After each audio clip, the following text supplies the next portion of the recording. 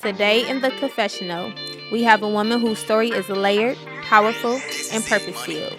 She's an entrepreneur, creative, and storyteller who's turned her pain into purpose through her work in events, youth empowerment, and storytelling.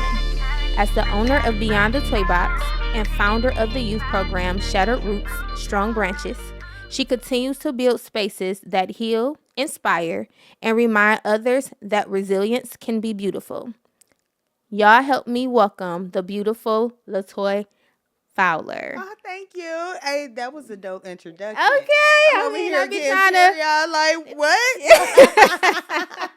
It's so great to have you. It's so great to be here. Thank you for having me. Of course, Yes, of it's a course, pleasure. of course.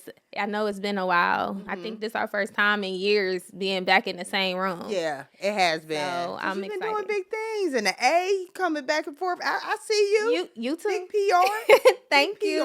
PR. Look. Look, clock. I'm just. But no, I'm just very, very proud of you. I see the growth. I see the things that you've done since then. And I'm just beyond proud of you. Oh, thank Beyond you. proud of you. I mean, from new business ventures, pivots. Yeah. We gonna get into it, Crazy. y'all. Like, We gonna yeah. get into it. We gonna get into it. But I'm just happy to have you here. But before we dive into your story, I just want to ask you, what's one thing you used to pray for that now you laugh about because God clearly had way bigger plans? Ooh, something I pray for. Um, and this may sound cliche, but I pray for peace.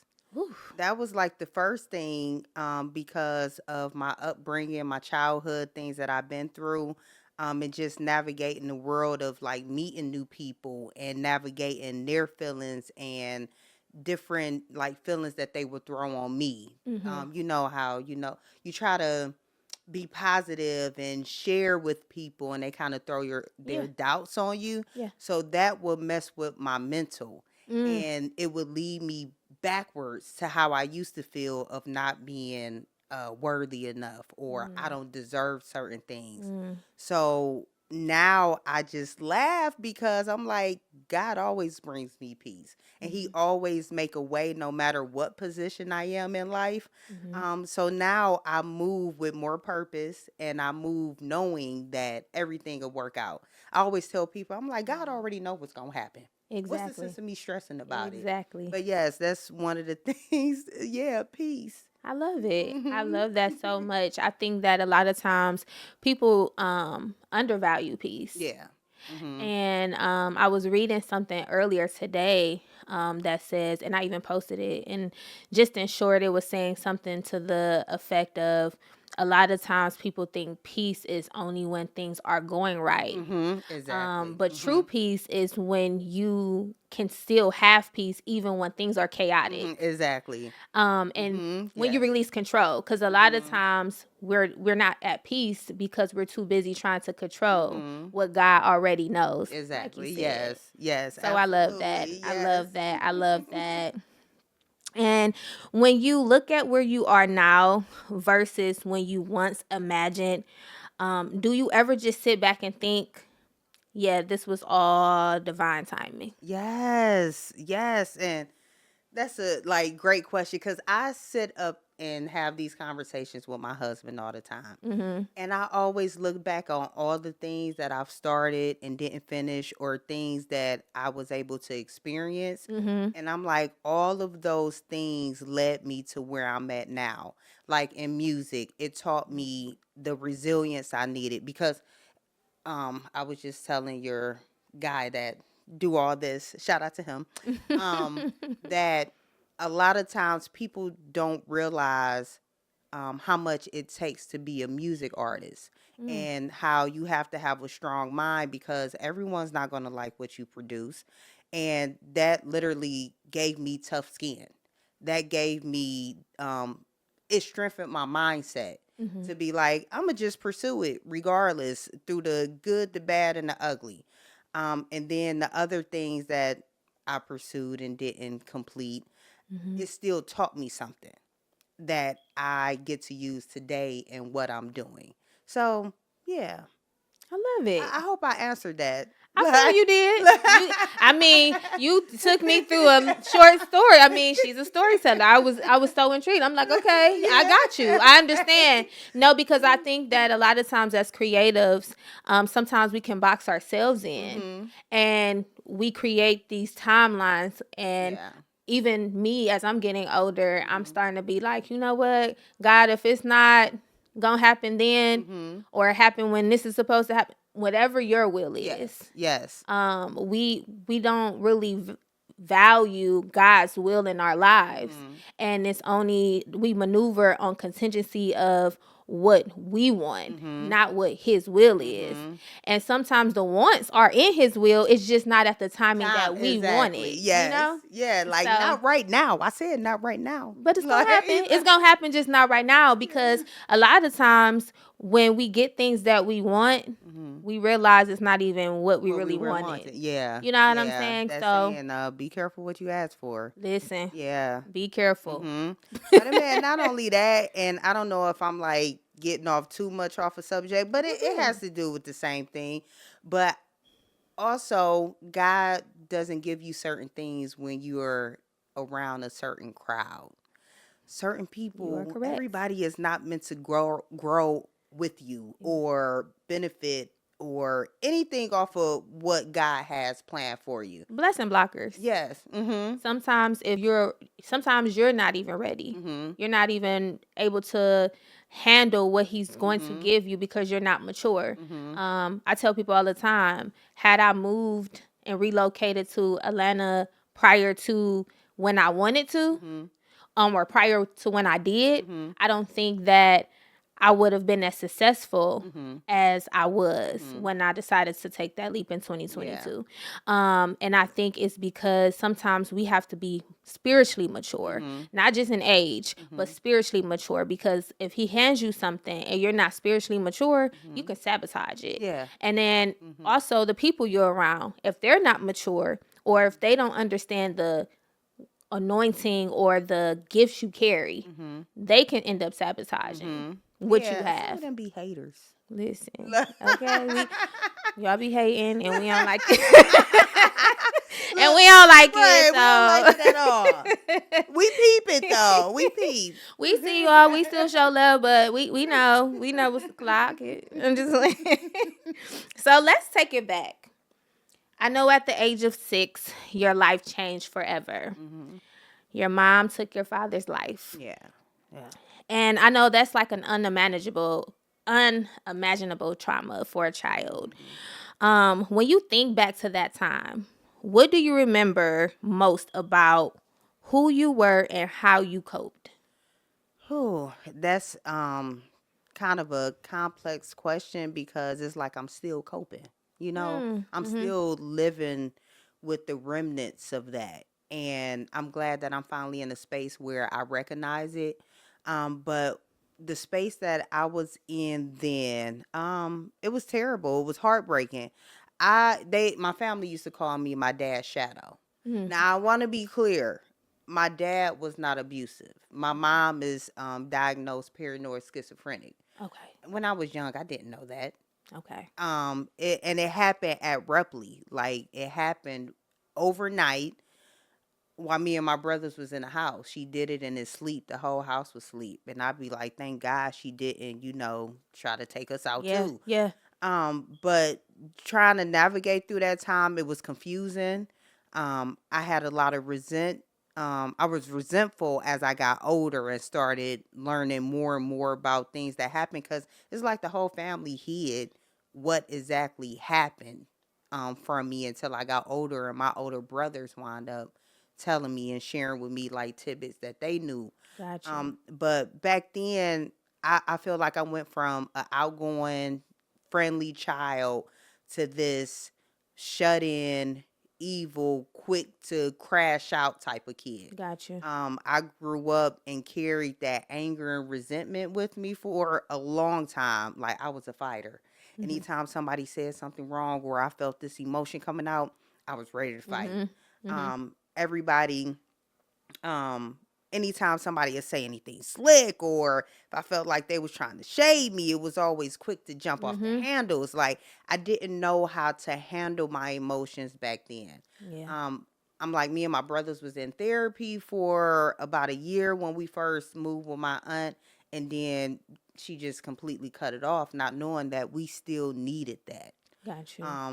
I'm not gonna tell my brother's stories because they have their own stories or whatever, but we all went through like that mental turmoil of trying to feel like we belong somewhere. Because even though my aunt wound up adopting us, we still never felt like we belonged. That wasn't our immediate family. We was still like secondary to her grandchildren and her kids and everything. So back then, it was just trying to navigate and trying to figure out who I was. Yeah. As an adult, I'm still in therapy. I have a mentor. I know how to process my feelings better. I know how to communicate. I know how to treat people how I want to be treated. I'm not so quick to flip off the handles. I love it. I'm one of those people that take a lot of mental notes of what people say and do to me, and just, put them in whatever placeholder they need to be at. But yeah, now, and I even see the growth of myself, and I'm proud because when I tell you the crying spells, the anger, sometimes it would just get too much, and I would just disappear from the world and be like, I don't want to talk to nobody. Right. Now, I feel like I'm finally able to be myself completely without feeling the remnants of judgment and the shame that I used to feel growing up. Because I used to think something was wrong with me because all my friends got their parents. They in the household with their mom and they dad, or But either I don't. or, but they both is, present. Yeah. So yeah, I'm finally at a place where I could just be me, like unapologetically. This is always a crazy word for me, y'all. Listen, this raw uncut, it's not gonna be perfect. Yeah. Y'all gonna get the message though, right? Yeah, Okay. yeah. So when you say like, okay, when I see people shading, or when I feel like people are against what I got going on, or they really have a secret animosity, do you feel like, taking that mental note, is it more so a thing of like a defensive mechanism, or because, you went through so much at a young age and you probably had to always side eye because you mentioned your aunt and how, you still always felt like secondary, like you didn't get the same maybe love and affection as the others. Yeah. So with that being said, is that something that you just carry now because you've always had to side eye someone in a sense? And I feel like yes, but those are the remnants of my upbringing. And um yeah, I feel like it is coping but also protecting myself. I don't like to be surprised, with other people's actions. I feel like it's not up to me to decipher how this person acts. And it's, just watching out for myself because I never know what they're thinking. It's this thing, and I know everyone is not like this, but people don't like to just tell the truth. I'm one of those people that be bluntly honest with me. It's a way to be honest without being disrespectful. Just tell me what it is. True. Don't lead me on, and don't have me in the dark. But yeah, I definitely feel like it's remnants of my past and me coping and just, learning how to navigate to protect my peace. Got you. I love it. Do you feel that the losses and the things you had to go through shaped your outlook on family, stability, and love? Absolutely. Yeah, I always wanted. Okay, let me take it back. When the incident happened first with my parents, I used to think that something was going on that I just didn't see.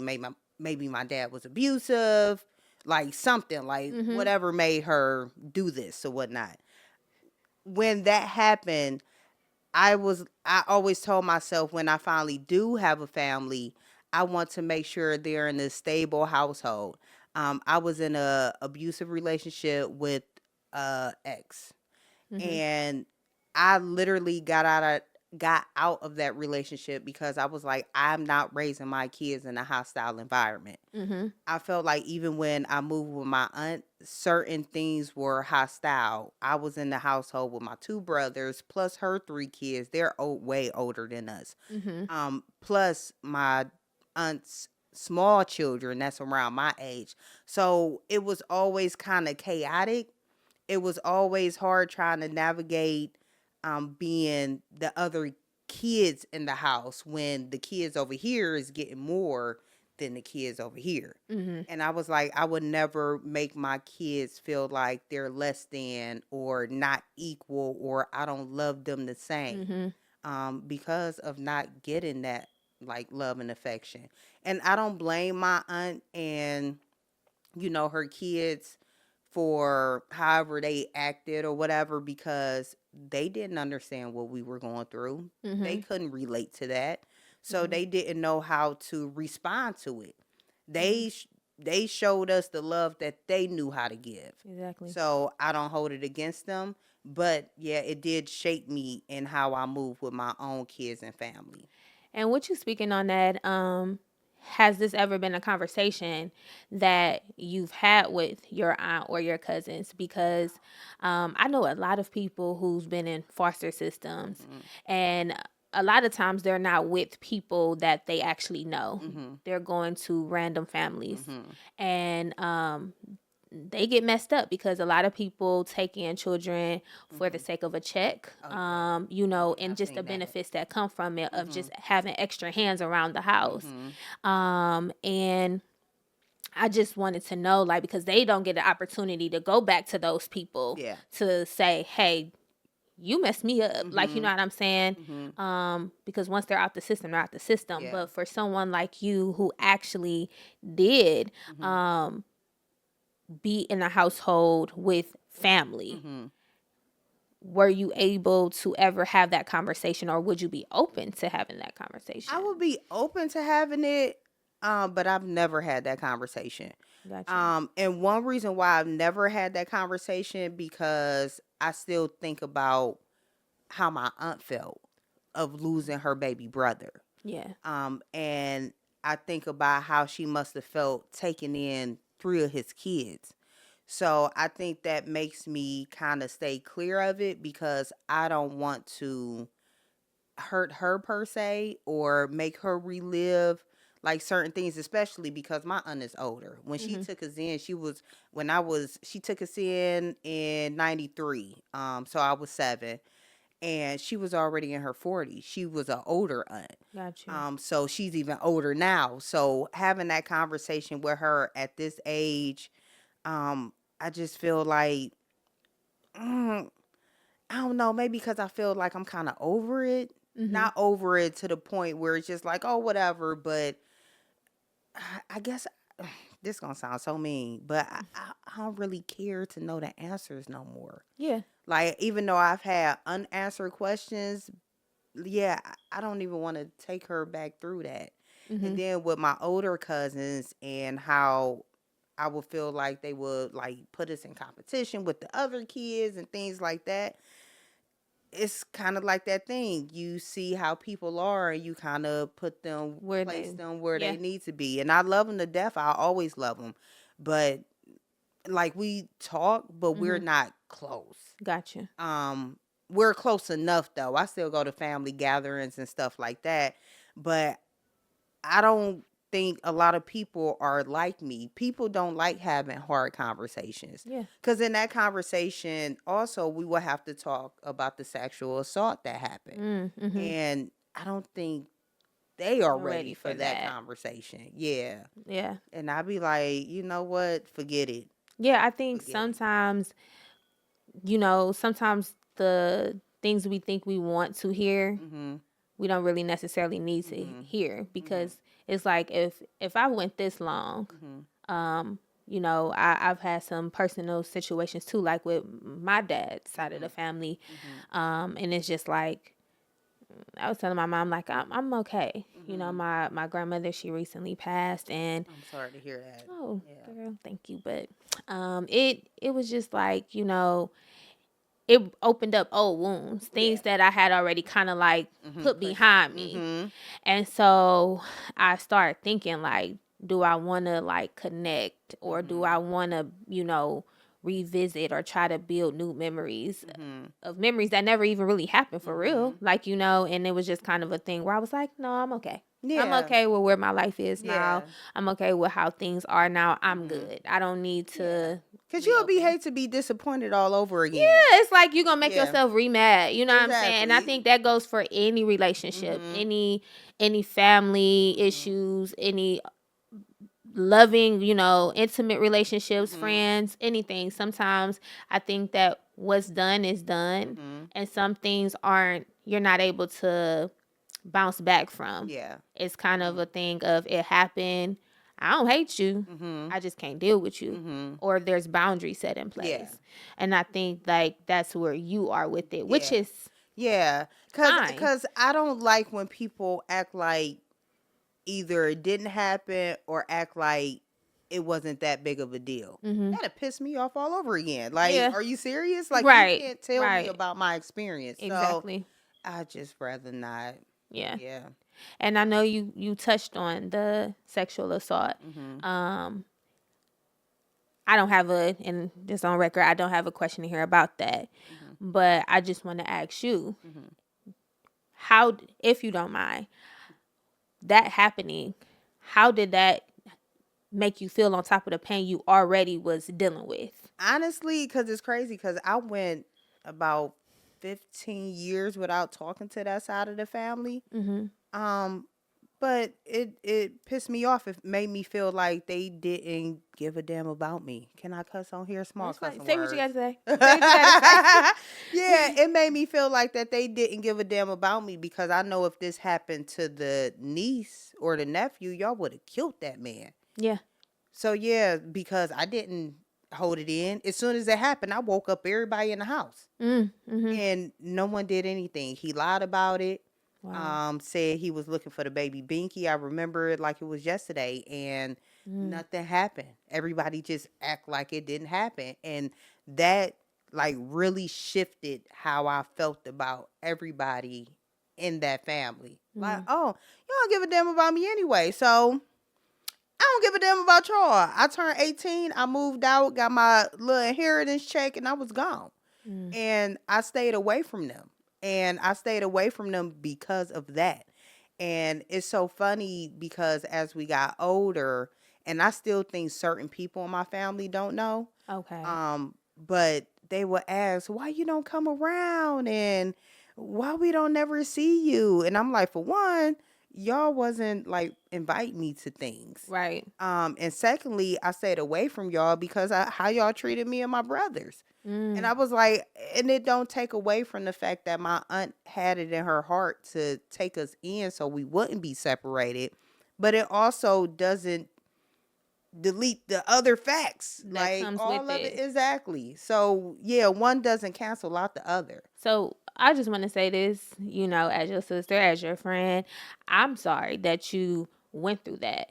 And Look, you trying to make me cry here today. no, I feel like because you told me you didn't have this conversation with them. So I just want to tell you, I'm sorry that you went through that. You didn't deserve that. And I'm glad that you bouncing back from that shows that, one, you have the love of God, because it takes a strong person to be able to sit amongst people who knew that you got hurt and still didn't do anything about it and never gave you that apology. So I'm apologizing on the behalf of the person who did do that. You gotta apologize. And but it sometimes you just need to hear that, because though sometimes we tear things off a page, it doesn't mean that it still was never written, right? Like we tore it out, but it was written. It happened. But in order to move forward, sometimes we like to block things out or say, you know what? I forgive people who ain't sorry. And I used to say that a lot, and I'm like, you know what?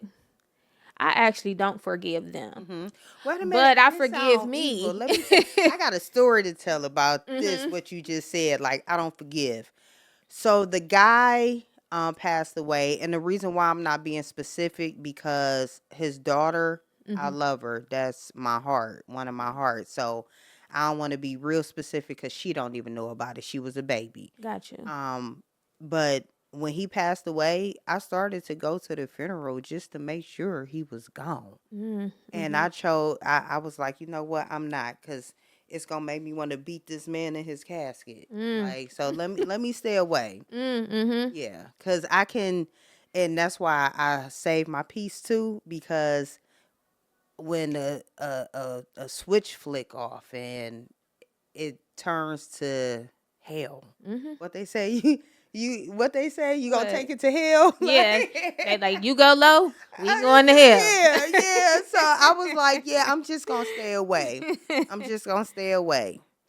And and I think that's powerful, like I said, to even just still trying to protect Mhm. someone image, protect someone's name. Mhm. And it's not per se you're protecting them. Mhm. It's just because you have that class and that integrity to know, like, if I say this might hurt someone else. And Mhm. that's why, again, I say that you portray and you are an example of God's love, like, you know what I'm saying, and walking in God's forgiveness. Mhm. And I admire that about you. That's really dope. And I feel like, the creative that you are, and because you went through so much, did that make you tap into your creativity more? Mhm. Absolutely. Art was my safe haven. Mm-hmm. I noticed at a young age that drawing and things, writing will like calm me. Mm-hmm. So then I joined like an art club, and then I joined anything the school had going on, dance troupe, different activities or play coming up. I Mm-hmm. would dive into that because that would bring me peace, it bring me calm, and I was still being um active. I was Mm-hmm. still doing something positive. I didn't know that that's what I was doing back then. I Mm-hmm. didn't realize it until I got older and I was still doing it. Mm-hmm. And I noticed like anytime that I did, it would just be calming. It's kind of like when people had them fidget spinners and they calmed them. That's what art did Good for for you. me. Hmm. I love that. Um, I noticed when you sent me your bio, your updated bio, I Hmm. should say, you didn't mention about you being a rapper. Yeah. And I said, this is a fun fact, y'all. Hmm. Um, I met Latoy because she put up a post. What was this? Like Man, a 2021? long time ago. Yeah, it was like 20. It was like 2021. She put up a post at the time. I was like freelance modeling and all that, and she was like, "I need someone to do this video." Hmm. I needed a leading lady. And Hmm. I did. I was the leading lady in the switching up video. Hmm.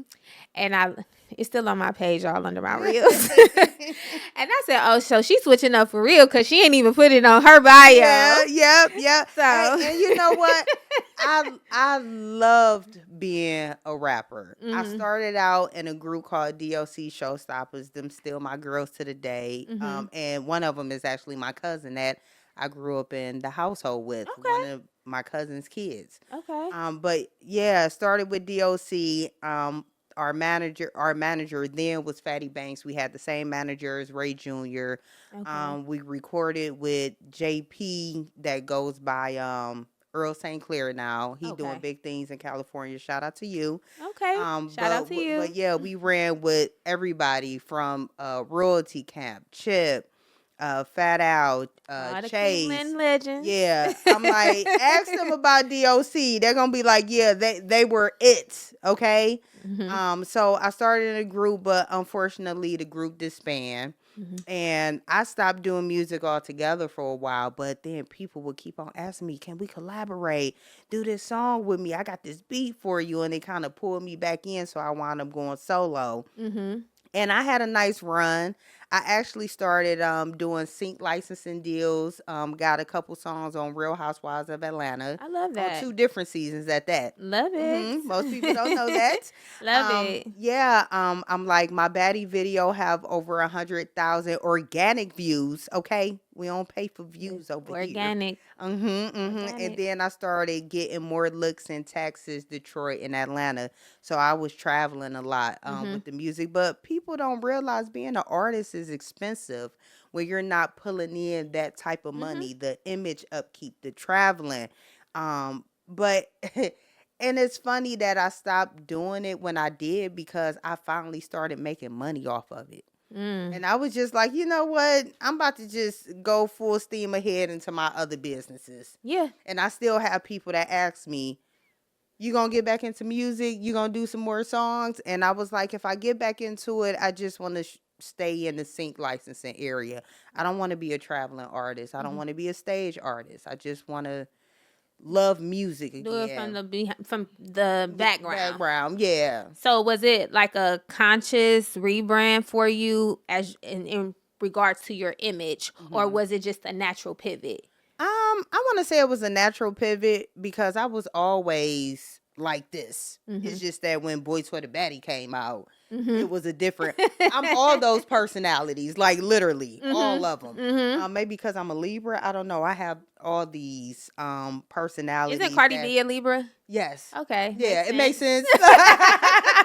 Yes, yeah. So it was a natural pivot. And I'm not gonna lie, it's the last thing that I've been fighting with myself with is changing my Instagram name. I've been fighting with it, because I'm like, Boy Toy the Baddie has been my brand for so many years, and I was about to change it to Latoy Renee, which is my first and last name, but it's something in me that just can't let it go yet. Yeah. I think it would be a great move. I mean, you've already done the other piece of it, you know, when it comes to just the more of the entrepreneur side of you. Because honestly speaking, when I met you, I didn't know the creative side of you when it came to events and when it came to balloon decor and things like that. We're going to get into that, y'all. But I'm just saying, I didn't know that side of you. So when I moved and then I seen you start opening up things and stuff, I'm like, wait, now she do what? Yeah, because I literally made it my thing. I purposely kept those two entities separated. Love it. I just started posting on my personal page about my business. Okay. But yeah, I've always kept them separated. I didn't want people to think, because they knew me as Boy Toy the Baddie, that they can come over to my business and think they about to get something from me over on this end. And not only that, they are so different. I'm like, from my event planning design business to a rapper, yeah, 2 totally different spectrums. So yeah, I never wanted to mix the two. But I'm now like, I guess transitioning into letting people know all of me. I love it. I love it. Do you feel like, honestly speaking, the music industry is overhyped, or that it can be draining creatively? It depends. I feel like certain situations here in Cleveland is overhyped, and the whole clique culture, and because I don't kiss no ass, like, at all. You're gonna have to put that in. Yeah. Put that in a little clip. I'm put it on Instagram. I think that's gonna go viral. Yeah. I'm like, no, because I'm like, we're all working towards a goal. And I'm always about like community collaboration. And I always felt like we can get more places if we stuck together. Exactly. And it's funny because Atlanta taught me that. I actually lived in Atlanta back in 2005. Okay.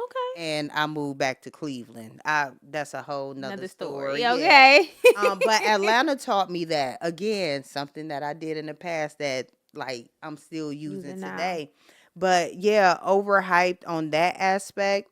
Because I'm like, it's a lot of great artists in Cleveland, and I feel like the ones that deserves the shine is not getting it because they also are not kissing ass. Exactly. Um, and then the other, what was the other part? You said Just do overhyped you and think it's like draining oh, creatively? so yeah, so draining creatively, yes, but it depends on who you're dealing with. When I'm with the right people, the right group, creatively, it's liberating. Mm-hmm. But when you're with the people that's okay with the hood fame or feel like you're outshining them, it can get draining because you're constantly combating this energy over here. Yeah. So yeah, it's all about who you're around, the type of spaces you're in, and what you decide to pursue in your creative market or Mm-hmm. whatnot. But yeah, it could be both, but it can also be great. It can also be like one of the best things you can um experience, Mm-hmm. as far as like if you want to be a music artist or a producer or whatever, an Yeah. actress or whatever. Mm-hmm. But yeah, so y'all be careful about who y'all decide to try to come up with. Have discernment. Yeah, The that's true. Yeah, it taught me a lot of discernment. I tell you That's what I was that. about to ask you. Like, Mhm. how did it shape you as a businesswoman? Mhm. Taught me a lot of discernment. Yeah. Like taught me how to move in rooms and different rooms. And it taught me to be strong. It taught me to stay 10 toes down on my beliefs, what I believe in, what I want to pursue, what I want to create, and what I want to achieve. Mm-hmm. So yeah, it definitely taught me that, but it also taught me to just stay creative, just go after everything that I want to go after. Because again, everyone is not going to like what you put out there, what you produce, but it's going to be a plethora of people that It will. does, Mhm. exactly. And I think when you focus more on the people who do support or Mhm. who do vibe with what you have, Mhm. that's what fulfills you. Mhm. I think it becomes draining and overhyped when you're trying to force people Mhm. to value Yes. your Mhm. artistry or your Mhm. creativity or what Mhm. you put. Because my thing now is, if it feel good to me, if it look good to me, if it is, Mhm. if it makes my soul feel rich, Yes. then I'm good. I Mhm. don't even care anymore to try to get other people to jump on board. Yeah. Because a lot of times the people we try to seek validation from Mhm. aren't even valid. Exactly. So Exactly. I'm just Yeah. saying, We like, see y'all not behind the that. smoke and mirrors. You're not Yeah. that, Mhm. but they just don't have people around them to tell them that. Mhm. But that's one thing as a publicist that I learned over the last few years Mhm. is that, there's a lot of people that, you think you got to convince, Mhm. And you don't. but you don't have to convince Yeah. nobody. You don't. And then when they see You you don't. popping, them same people is gonna be running to hop on your wagon. Exactly. Mhm. My pastor, he was just saying today, I was watching online, and he was just saying how sometimes God will let you go sit at a table with people who don't even like you, Mhm. just so you can see that you only needed him all along. Mhm. And I believe that. Like, Mhm. I I do too. I Same. genuinely Same. believe that, because I think a lot of times when you're trying to force a collaboration or a Mhm. connection or for someone to see your vision, Mhm. it just takes longer. Yes. It's like pulling teeth. Yeah. But when you say, you know Exactly. what, I'm Yeah. just gonna walk with God, Mhm. and God, you take me where you need to take me. And Mhm. that's going back to what we talked about earlier, God's will Mhm. versus our wants. Mhm. When you following his steps for his will for your life, Mhm. everything just goes smooth from there. Yes. And God gonna always bring the people that you need in For your sure. life. For sure. Yeah. For sure. Mhm. For sure. I'm glad that I met you, girl. Me too. So I know you're a mom, a wife, a Mhm. boss. Um, that's a lot of hats to be wearing, It for is. one. It is. But Sometimes I don't know two, how I do it. I was about to ask you, how do you balance it all? um, Honestly, there isn't a balance. Okay. I'm like, some days this take the back seat, other days this take the back seat. I'm just happy that and blessed that I have family that understands that. Mm-hmm. I'm like, my kids are older. My daughter's 18. My son is 16. Very independent. And my husband is a creative also, so he know how it get. So I try my best to always be there for everybody. Still do my domesticated duties as a wife.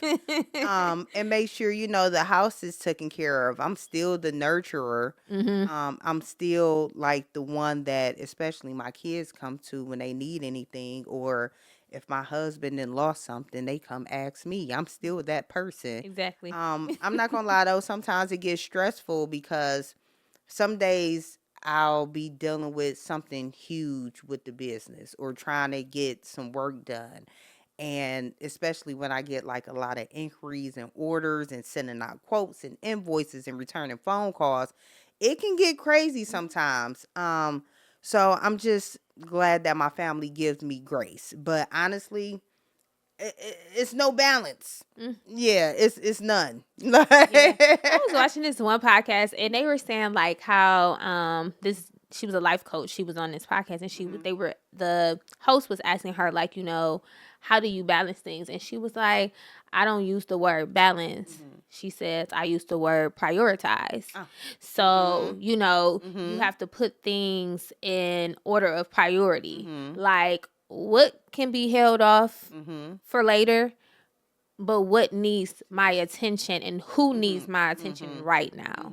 And when she said that, I was like, I like that better than saying balance because there's never really a balance at all. Something always suffers in the midst, and not because we intentionally wanted to suffer, but because we just have so much going on. And I'm glad that he understands that I've never been one of those ones that just was okay with a 9 to 5. Like, I'm too ambitious. And he knew that when he got with me because we met in entertainment.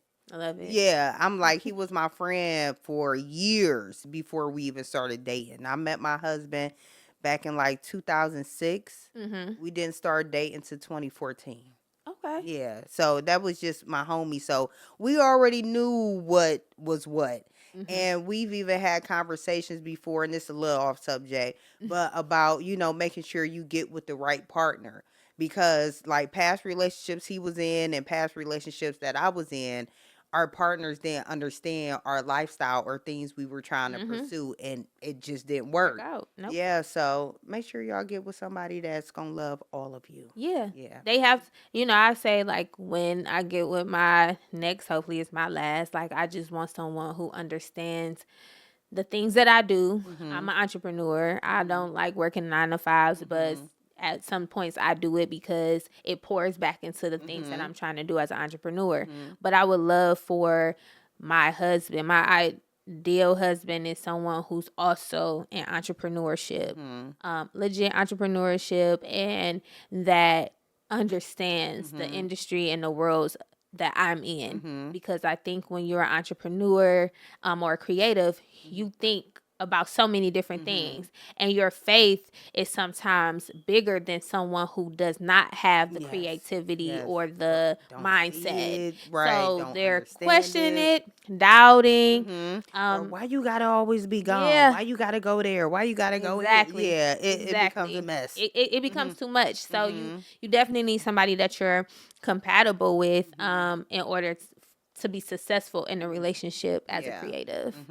And I know that you have experienced motherhood as a single mom and also now as a married mom. So how does the two differ? So single mom life, it's crazy because they really don't. Okay. And not in my life, because when I was a single mom, my kids got all my attention. When I'm a married mom, they still get all my attention, even though I split it with my husband. But yeah, I don't think it was a difference.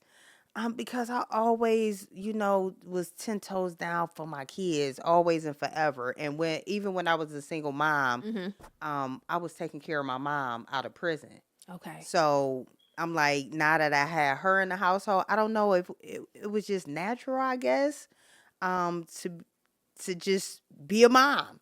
I'm Mm-hmm. like, even being a mom to my mom. Yeah. And when me and him got together, he seen what he was walking into. Like, he understood it. He gave me grace. He kind of just stepped into the role also. So I didn't have to I change love it. who I was or how I moved when I got with him. That's If that makes amazing. sense. I love it. Yeah, it makes all the sense. Mhm. Do you think that motherhood was kind of the starting point of you learning structure as a Absolutely. creative? Absolutely. Because before I had kids, it wasn't no You structure. like it's I was just whatever. outside. Like, I was just outside. And it's funny because I didn't plan on Mm-hmm. having kids. I love my kids to death, but I didn't plan on having kids. Having kids and being married wasn't a dream of mine, like certain women. Not knocking it because I'm married. I don't want y'all to do me like Aisha now. Like, that's not what I'm saying. Because I didn't have to kill my dreams to be a wife and a mother. It Right. just wasn't something that was on my to-do list. Yeah. Um, so before I had kids, yeah, I was outside. When I had kids, it made me slow down. I always say my daughter saved my life. Like, she's my angel baby. I still call her that, even though she get on my nerves. Little 18-year-old think she know everything. But anywho, yeah, she saved me. She made me slow down. She made me actually look around myself and be like, what do I want out of life? Mm-hmm. What do I want to lead my kids to? Mm-hmm. What do I want to build for them that I can leave them? It just changed my whole outlook on life because now I have someone that loves me unconditionally, but also is leaning on me to steer them in the right path. And I was just like, yeah, I ain't raising no dummies, no bums, no none of that. Mm-hmm. Like, my kids are going to be strong and resilient like me, even though they didn't live the life that I had to live. Yeah. But my goal was to make sure that they didn't have to. Exactly. Yeah. Exactly. Mhm. Exactly. Let's talk about Beyond the Toybox. Mhm. You've turned it into one of Cleveland's most recognized creative event brands. Mhm. What inspired that vision? Who and that is it's so funny because I didn't even know it was a vision when I started. Mm-hmm. I was online one day and seen someone do like these nice decorations for a kid's party. Mm-hmm. And I couldn't find no one in Cleveland that did it back then. I started doing this. My first event was my daughter's uh 10th birthday party. Mm-hmm. Um, but yeah, all I did was decorate a treat table, a backdrop, and put some pretty stuff on it.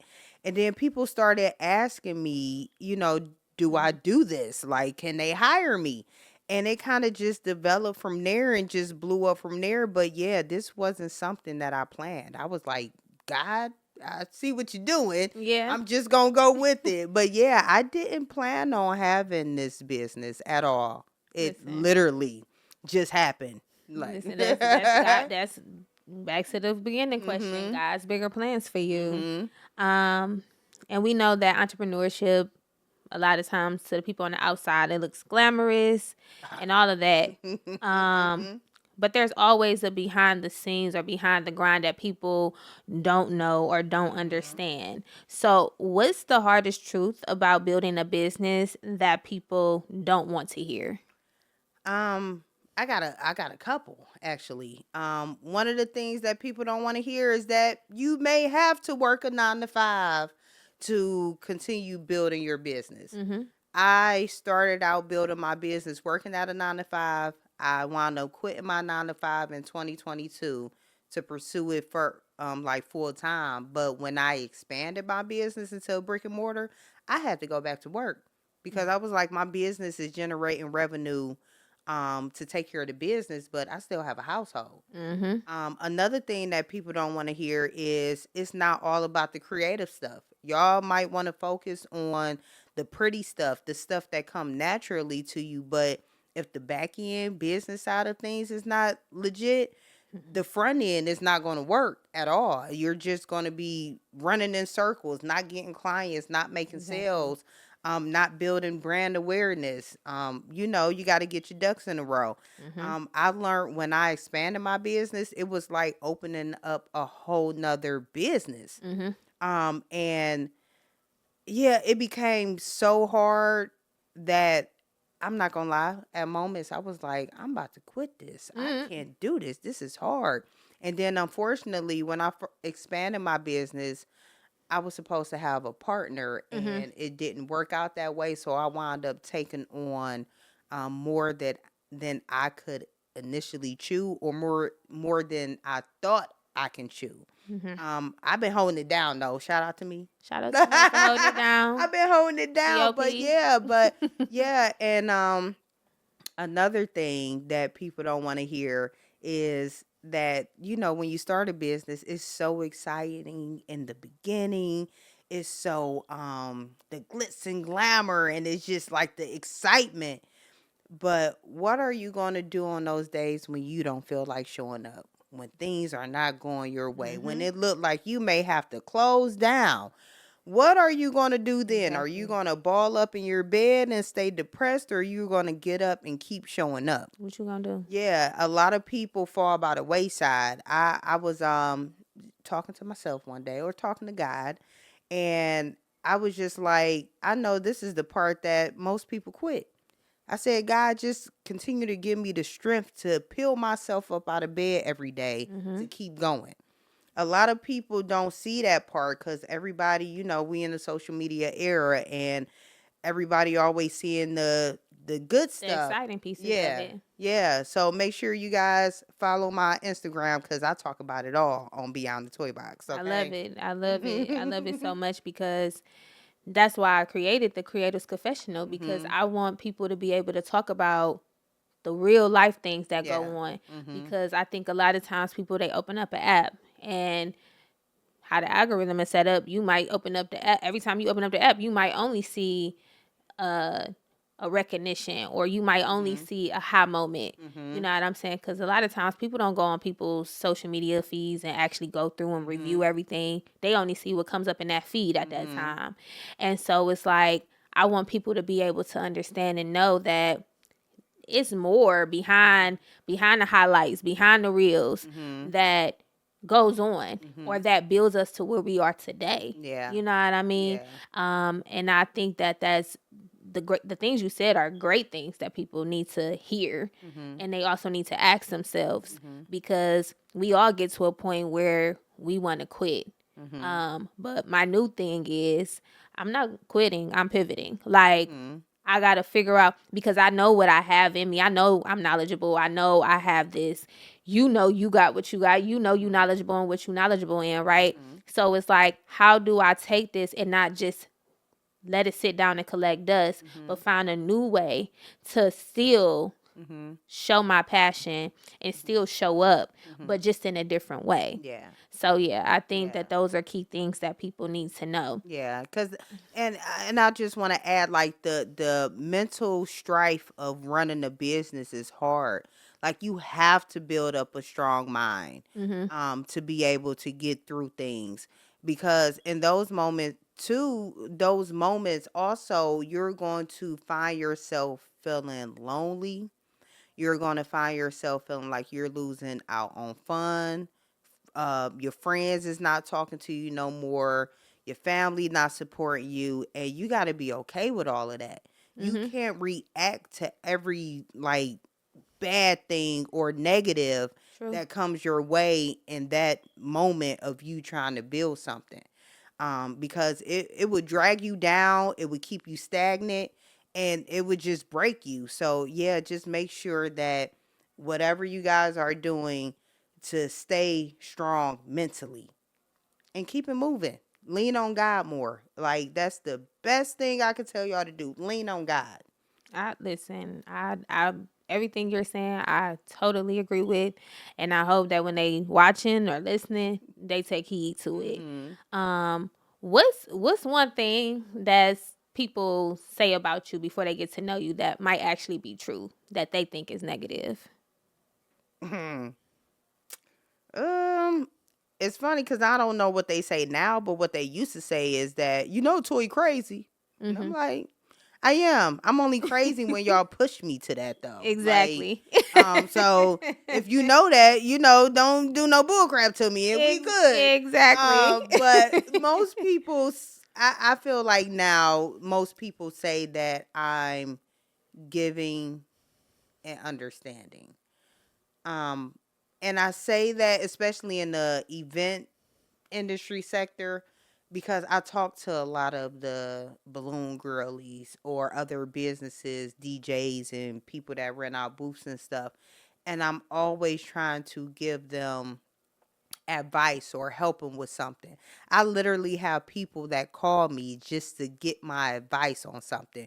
Or do you think this would be the best way to attach this item or I love anything? Like that. people call me for this. So I would say that, they say that I'm a community based collaborative nice girl.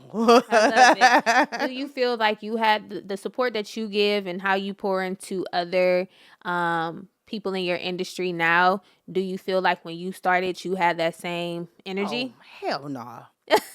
No, absolutely not. When I tell you, when I started in 2018, I literally will reach out to other people in Cleveland to Mm-hmm. do collaborations or just to talk to them. And don't get it twisted, in the event sector, it's still gatekeepers there too. And I'm not hating on Crazy. all the gatekeeping because I understand we went through a lot to learn what we needed to learn, have done classes and a lot of things to get better at our craft, so I understand the gatekeeping to an extent. Mm-hmm. But if I'm trying to introduce myself or um trying to collab with you or see how we can make money together, Mm-hmm. I don't like that shutout culture. I don't like that, oh, I can't talk to her because we in the same sector. It's enough money for all of us. For We all of can't do us. all the events. We just can't. It's physically impossible. Yeah. And I'm also big on, and that's one thing that, I say about our hometown. Hmm. A lot of times the vibe is crab in a bucket. Yes. And, Yes. I'm older now and I Mhm. don't really associate with a lot of different people. Mhm. And it's not because I think I'm better, I'm acting Mhm. funny, or any of those things. It's more so because I just don't like the whole mindset thing of, like you said, people Mhm. thinking like, oh, I gotta kiss up to them, or I Mhm. gotta, you know what I'm saying, big them up Mhm. every 2 seconds, Yeah. or act like I gotta dumb myself down to make Yes. them feel big. You Yes. know what I'm saying? Mhm. I'm not doing that. Yeah. So At I'm going to all. always create my own spaces, my Mhm. own lanes, and build my own tables. Mhm. You know what I'm saying? And it's always going to be that. And it's never going to be no competition because me, Mhm. genuinely, I'm Mhm. rooting for you. Exactly. You just can't come Yes. over here because you Exactly. got energy that I'm just not with. And I Mhm. think that when people gatekeep, or they gatekeep to a certain extent, because Mhm. if it's a homegirl Mhm. who ain't really trying to do nothing, or they homeboy who really ain't trying to do nothing, Mhm. they gonna pour all the information into them or keep it amongst themselves in their Mhm. circle. Hey, look, But half the time they don't even give it to the homie. That'd be the problem right there crazy, too. Like. listen, craziness. Mhm. But I think that it's time out for all that, especially Mhm. now with the way technology and Mhm. everything is set up. Mhm. Mhm. People Yeah. can learn whatever they They want to want to. learn. You Yes. know what I'm saying? And I Mhm. just come from a mindset of, I don't want people to have to go through the hardships. Like, yeah, okay, we get it. It's just like struggle love stories. When people Mhm. like, you shouldn't have to go through a ton of heartbreak Mhm. to finally feel love. Yeah. It's like that with our creativity, with Mhm. our brands, with our businesses. We Mhm. don't always have to have a struggle story Mhm. in order to feel fulfilled at Mhm. the end of it. Yeah. You know what I mean? Mhm. So it's like, why do you get enjoyment out me having to go through the struggle? Yeah. Yeah. You know what I'm saying? Yeah. And I want people to realize too, like, even though you show somebody something, doesn't mean they're gonna actually do it or pursue it. Or do it like you. Exactly. I'm like, Hello? and that's why a lot of people are not like successful in their businesses or things like that because they don't have the resilience to keep at it. Exactly. So you Exactly. can give them all the juice, Mm-hmm. and it's up to them But if it to ain't do in it. them, it ain't in them. You Exactly. know what I'm saying? So that's why I have no problem like giving y'all knowledge, tidbits, help, whatever. Um, Exactly. but yeah, yeah. I love it. Your youth program, Shattered Roots, Strong Branches, is such a beautiful full circle moment. What made you go ahead and create it? Mm. So this is another one of my babies. Mm-hmm. What made me create it? It's kind of complex. I used to struggle talking about my story Mm-hmm. because of the shame or even the people I would talk to. Sometimes it would turn to a struggle war. Mm-hmm. And I'm like, I'm not telling you my story so you can feel like you need to be like, oh, but I had it like this. And Yeah. yeah, so I would just keep it to myself. A lot of people that I even grew up with doesn't even know my story. I just never talked about my parents.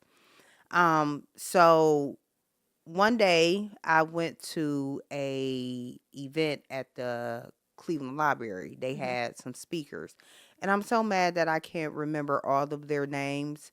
But on the panel, they had a guy that spent 27 summers. That's the name of his book too. So you guys go look that up. It's called Mm-hmm. 27 Summers. It was about him being incarcerated, wrongfully incarcerated for Wow. 27 summers. Mm-hmm. And then it was Project Pat on the panel talking about his initiative, going around talking to juveniles that's locked up. And then it was a young lady there, and I believe her name is Nika. She is a Netflix producer Mm-hmm. that produces documentaries about people first day in prison and their first day out of prison. Mm. So they were on the panel talking about incarceration and how to, get people to reform people once they get out of prison and how to live amongst society. So I stood up and asked the question. I said, what is some of the advice that you can give to the children of the incarcerated? I Mm-hmm. said, because a lot of times when parents and family members get locked up, oftentimes the kids are forgotten about. Mm. They're so focused on reforming the prisoner that they don't even think about what happens to the kids after that Exactly. or after a death. Mm-hmm. And they all were they all didn't know how to answer that. They was like, we never got a question like that, and we never went through anything like that.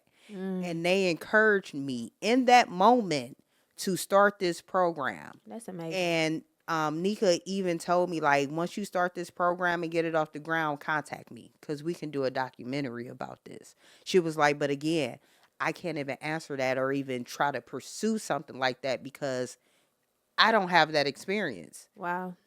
So that's what gave me the push. And then even after the panel came down and we went out in the hallway and people was doing like the meet and greet, I had a couple people come up to me and was like, I love that question that you asked because I went through the same thing and people don't talk about that part. Exactly. So it made me want to pursue it even more and talk about my story. One of the hardest things that I had though in creating it was packaging my story to make it make sense and also not make it sound like I'm trying to get sympathy. That's Yeah. another reason why I never wanted to talk about my story because I'm like, I don't want y'all feeling sorry for me. I'm just here to help the next person. Mm-hmm. And also like I've been working in youth programming through other organizations doing youth programming at different schools and everything, teaching them like social emotional learning. So I was like, I'm just gonna take my story and the things that I've already learned in youth programming and combine the two to do the Yeah. program.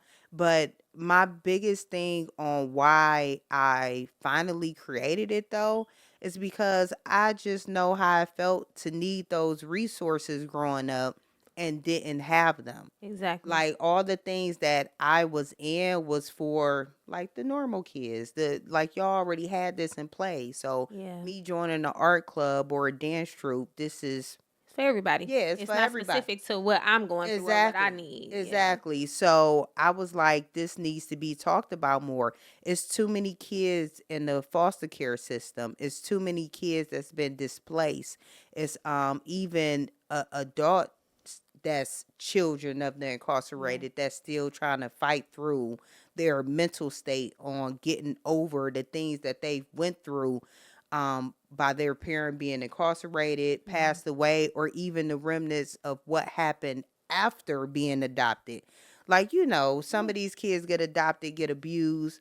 Some of them are not getting the needs that they need at home, so they go to school trying to find those needs.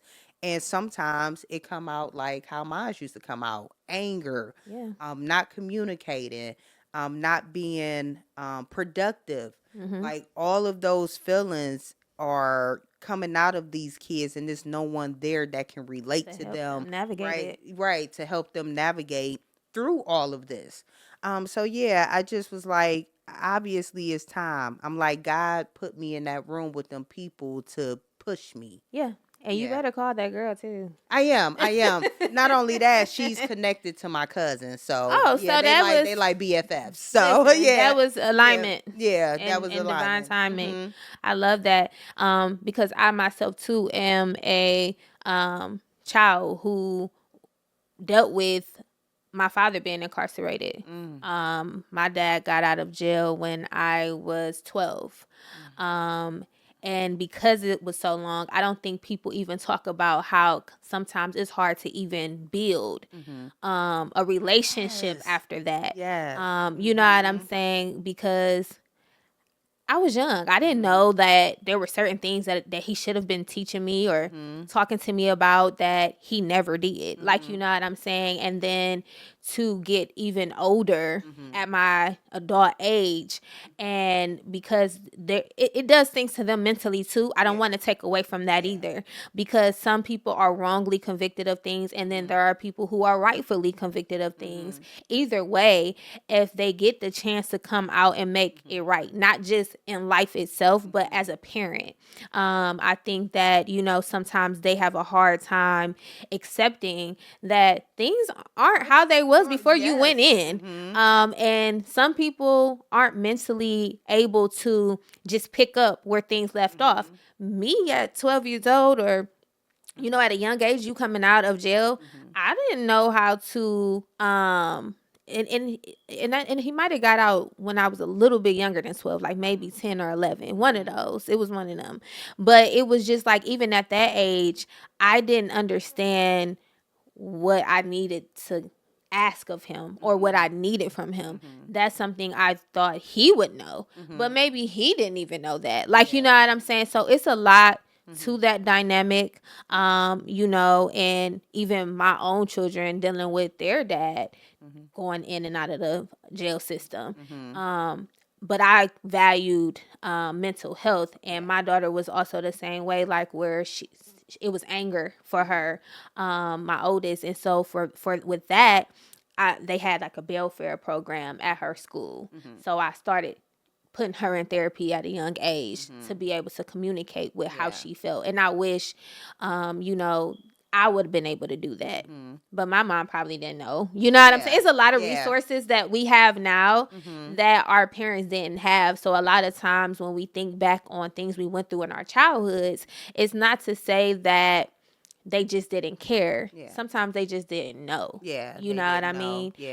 But I love what you're doing. Oh, thank you. I think that is something that's very much needed.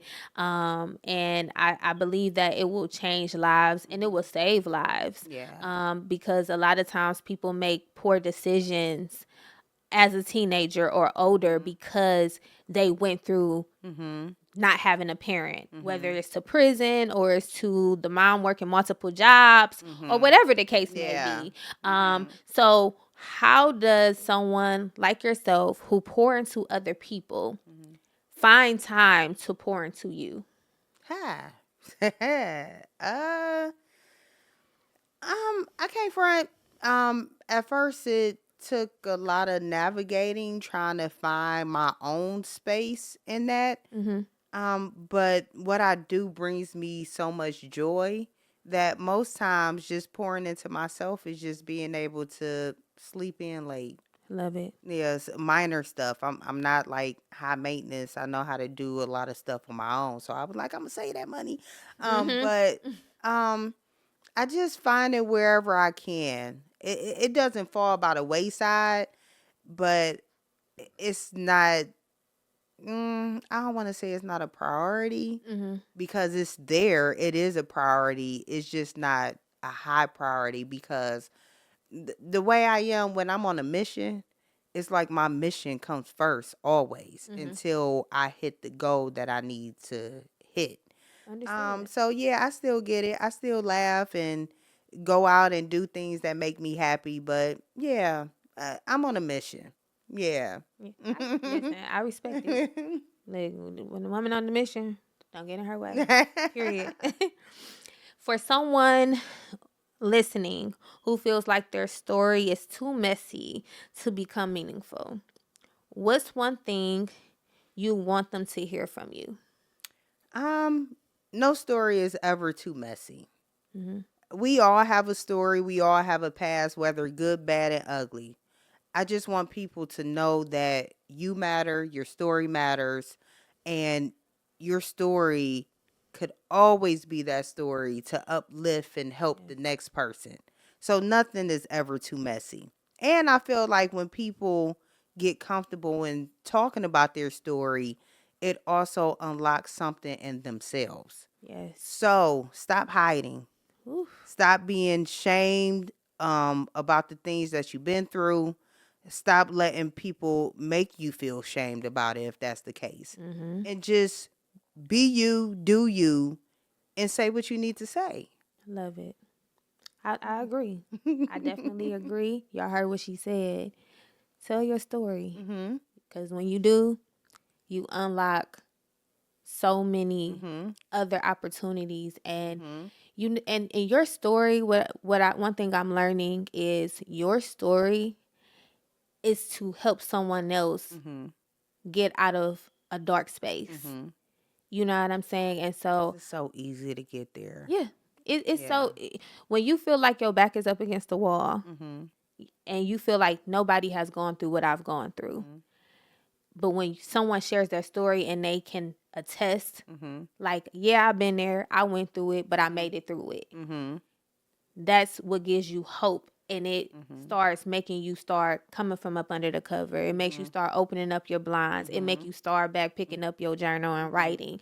Those are the things Mhm. that matter. Yeah. I love it. I Mhm. thank you so much for coming on the Creatives Oh, wait a Confessional. minute. Wait a minute. Go ahead. Before Go ahead. we end, Go ahead. I just wanted to let you guys know that also Go with ahead. the Shadow Root Strong Branches program, I also created a therapeutic guided journal Mm-hmm. for those who need it. So it has prompts that helps you navigate your emotions. I It love it. helps you actually put your story on paper, so you can get out those thoughts, even if you don't have, someone you can talk to. Mm-hmm. It also has affirmations to help you Yeah. get through these days and give you that encouragement that you need on a day-to-day So basis. dope. And it also has resources in the back, if you need like numbers to crisis hotlines, and you put your emergency contacts in here and everything. But yeah, it's a complete therapeutic journal with content and prompts, questions, and writing exercises. Yeah, I so love if you it. guys want Support. this, yes, Support. please Support. support. It's actually on Amazon right now for sale. But if you have like a group, or you're at the juvenile centers or something, you can just contact us through our email, and because we have special like pricing for bulk ordering. Love So it. if you guys want to implement this in your program, or a child or even a adult that's still navigating Mm-hmm. those feelings, check out the Shadow Root Strong Branches guided journal. Please do. Please support my sis. Listen, I let my sis get that out because I wasn't rapping. I was just my bad. just giving her a thank you. But I'm glad that she put it out there. Y'all need to support. Get it on Amazon. Do what y'all need to do. If you got a group or you got an organization that would like to collab, make sure that you all get in contact with her. And now I'm going to have her let us know what she has upcoming. Give the contact information so that people can connect and stay connected and support. So go ahead, sis. You got the floor. All right. So, I have a lot going on. No, I'm just playing. Look, so my business, Beyond The Toybox, event styling, balloons, and supplies, is located in Mentor, Ohio, but we do travel. We actually just did assisted on a wedding in Arizona. We've done a wedding in Vegas. We did a party in Atlanta. So we do travel. You can find us on Instagram at Beyond The Toybox. Me personally, my personal page, you can find at Boy Toy the Baddie. I'm gonna change that one day when I'm finally able to let go, all the way let go of her. But on my personal page, you can just find content about my life, about how I navigate being a wife and mother. See me going to like networking events, showing people like new ways that they can like expand their business, build up their network. Content creator. Like She's a content creator. Okay. And then you can find my program, Shadow Root Strong Branches, on Instagram at Shadow Root Strong Branches. It's a program designed for children of the incarcerated, whether a small child, teenager, or adult. We go around and do speaking gigs or whatnot in different schools, foster care systems, and where did I just go? Our first speaking engagement was at Hope Academy, so thank you guys for that. But yeah, we go around and speak motivational speak to the kids. Yeah, and the journal, of course. What's the email so that they can email Okay, you? so the email is shadowrootstrongbranches@gmail.com. And if you want to know about like Beyond the Toy Box, just go to our website, beyondthetoyboxevents.com, and you can read more about our mission, our vision, how we contribute to the community, and see everything that we do within the business.